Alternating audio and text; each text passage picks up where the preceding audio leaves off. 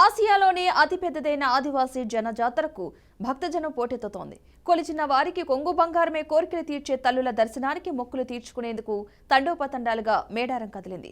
మహాజాతరలో తొలి ఘట్టమైన వనదేవతల గద్దెలపైకి చేరే ఘట్టానికి కనులారా వీక్షించేందుకు తరలివచ్చిన జనంతో కీకారణ్యం జనారణ్యమైంది. తెలుగు రాష్ట్రాలతో సహా ఛత్తీస్గఢ్, మహారాష్ట్ర, జార్ఖండ్ తదితర రాష్ట్రాల నుంచి పెద్ద సంఖ్యలో జనం తరలివస్తున్నారు.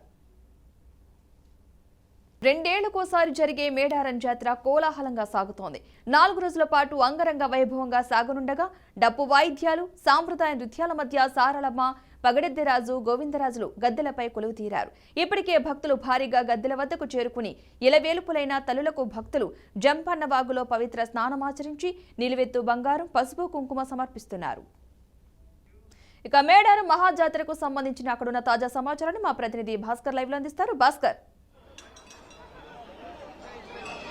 వనదేవతల జనజాతర సమ్మక్క సారలమ్మ జాతర ఇవాళ మొదటి ఘట్టం నుంచి ఇవాళ ఇప్పటికే సారలమ్మ గద్దెల మీదకి వచ్చింది. సారలమ్మ, పగిడిరాజు, గోవిందరాజు, జంపాన గద్దెల మీద పరిస్థితి మనం చూస్తున్నాం. ప్రస్తుతం మనం మేడారం సంబంధించిన పెద్ద సారలమ్మ గద్దెల దగ్గర ఉన్నాం. గద్దెల దగ్గర మనం చూడొచ్చు ఇప్పటికే లక్షలాది మంది భక్తులు మనం క్యూలైన్లో చూడొచ్చు. లక్షలాది మంది భక్తులు ఇస్కేస్ అంతా రానంత భక్తులు పెద్ద మొత్తంలో వచ్చి అమ్మవారిని వనదేవతలను దర్శించుకుంటున్న పరిస్థితి మనం చూడొచ్చు.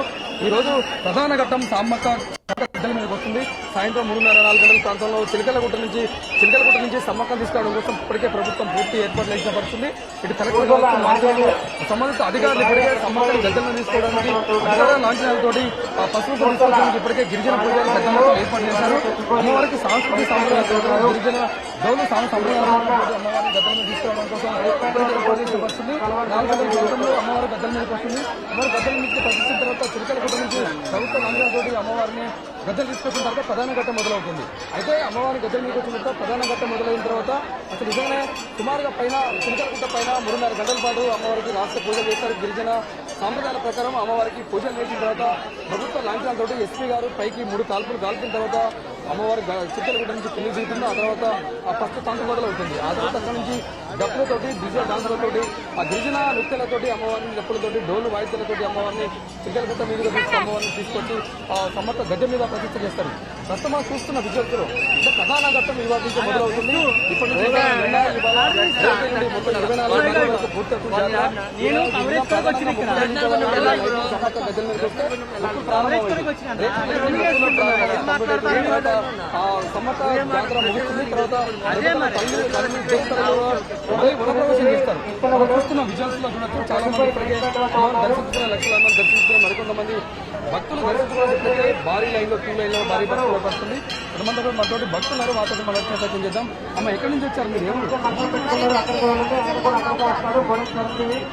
అక్కడి నుంచి వచ్చినాం ఇవాళ దర్శనం చేసుకున్నాం, వెళ్ళిపోతాం. ఉండమండి అప్పటి వరకు ఇక మాకు కుదరదు. అందుకే ఇప్పుడు చేసుకోం కదా, ఇక మందిలో ఉండలేము. దర్శనం మాత్రం మంచిగా జరిగింది. అమ్మవారి దర్శనం కూడా చాలా బాగా జరిగిపోయింది. మాకు చాలా సంతోషంగా ఇబ్బంది లేకుండా మంచిగా వచ్చాము. మేము అందరము అన్ని సౌకర్యాలు మాకు మంచిగా కల్పించారు. ప్రభుత్వానికి థ్యాంక్స్ అండి. అంటే ప్రధానంగా మహిళలు ఇలా ఫ్రీ బస్ కాబట్టి పెద్ద మొత్తంలో మహిళలు వస్తారు. అమ్మవారిని దర్శించుకొని వనదేవతలను దర్శించుకోవడం మహిళలు ఎంతోమంది వస్తున్న పరిస్థితులు ఎంతో సుదూరుగా నుంచి అంటే 100 కిలోమీటర్ల నుంచి నడిచి అమ్మవారిని దర్శించడం కోసం మనం చూస్తున్న క్యూ లైన్లో చూడొచ్చు. అంటే వనదేవతలు అంటే ఇక్కడ ఒక గుడి ఉండదు, గోపురం ఉండదు, అర్చన, అభిషేకాలు లాంటి ఏమి ఉన్నాయి. అయినా కూడా లక్షలాది మంది భక్తులు ఎక్కడి నుంచో తెలుగు రాష్ట్రాలే కాదు, మరో 4 రాష్ట్రాల నుంచి ఛత్తీస్గఢ్, మహారాష్ట్ర, ఒడిశా, మరో 4 రాష్ట్రాల నుంచి లక్షలాది మంది భక్తులు వస్తారు.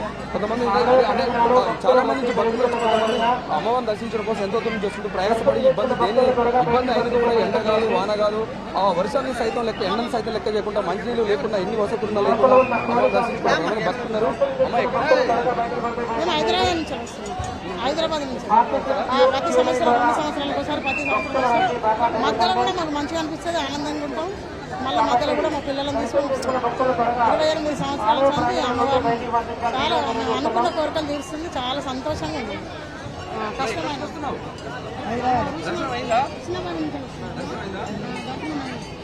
ఓకే, ఇక్కడే కాదు ఎంతో మంది అంటే తెలంగాణ 8 రాష్ట్రాలు కాదు, తెలంగాణ, ఏపీ మరో 4 రాష్ట్రాల నుంచి వస్తారు. ఇవాళ ప్రధానంగా ఇలా మంత్రి కిషన్ రెడ్డి, కేంద్ర మంత్రి కిషన్ రెడ్డి చెప్పాల్సింది ఇప్పటికే ప్రభుత్వ పరంగా భారీ ఎక్కువ చేశారు. మరో రేపు కూడా సీఎం తెలంగాణ రేపు కూడా సీఎం రేవంత్ రెడ్డి అవకాశం ఉంది. రేపు కూడా మొదటగా ఇక్కడి నుంచి జోడయాత్ర ప్రారంభం చేసింది కాబట్టి ఆ తర్వాత కాంగ్రెస్ పార్టీ అధికారంలోకి వచ్చింది. ఆ నేపథ్యంలో ఇప్పటికే దానికి సంబంధించి అన్ని ఏర్పాట్లు చేసిన పరిస్థితి. అయితే రేపు సీఎం రావడం కోసం ఇప్పటికే పోలీస్ బలగాలు కావచ్చు, పోలీస్ బలగాలు మోహరించిన అదే విషయంలో అదే ఒక పక్క అధికారులు కావచ్చు, మరో పక్క పూర్తి ఏర్పాటు చేసిన పరిస్థితి. అంటే ఇప్పటికే లక్షలాది మంది భక్తులు వచ్చి అమ్మవారిని దర్శించుకుంటూ మరో లక్షల మంది మళ్ళీ ఈసారి ప్రభుత్వం అధికారంగా ఫ్రీ బస్సులు పెట్టింది కావచ్చు, ఎక్కువ మంది వచ్చే సుమారుగా 2 కోట్ల మంది భక్తులు వచ్చి అమ్మవారిని దర్శించుకునే అవకాశం అయితే ఉంది. పద్మ, ఇది ఓవరాల్గా ఇది మేడారం నుంచి. Right, thank you Bhaskar.